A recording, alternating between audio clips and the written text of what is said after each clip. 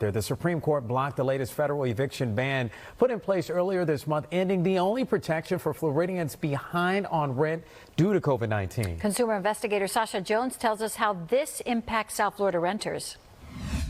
As the pandemic rages on.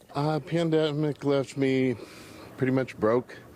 Unemployed. Many people across the country are still struggling to pay their bills. For renters behind on rent in Florida, the latest eviction ban reinstated earlier this month provided continued protection. This moratorium being instated comes in the nick of time. But Thursday, the Supreme Court blocked the Centers for Disease Control and Prevention from enforcing the ban on evicting renters. The latest moratorium applied only in counties with high rates of coronavirus transmission, like Miami-Dade and Broward, and was due to end in October.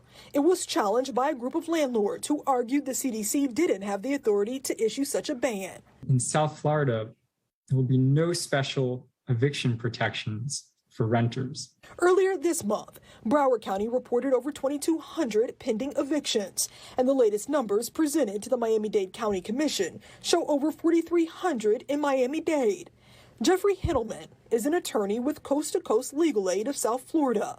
He anticipates these numbers could now rise. This has created a lot of uncertainty, and people who are behind on rent facing eviction, they're trying to make plans. His advice for South Florida renters is simple. Number one, apply for rental assistance.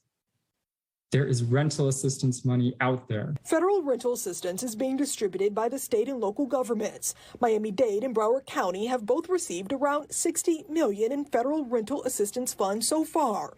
Hittleman says getting the funds can sometimes be a slow process, but it's one of the last options for renters in need. We've seen some challenges in terms of completing the application, doing applications online, getting all the documents that are necessary. And we've also seen some challenges in the processing time. NBC6 Responds reported last week that much of those federal rental assistance funds have been slow to go out. Miami-Dade has paid out around 57% of its funds, while Broward County is at just 21%. We are told in Broward County they are taking steps to improve this process, like hiring more staff. You can find more information on the rental assistance programs on our website, NBC6.com. Sasha Jones, NBC6 Responds.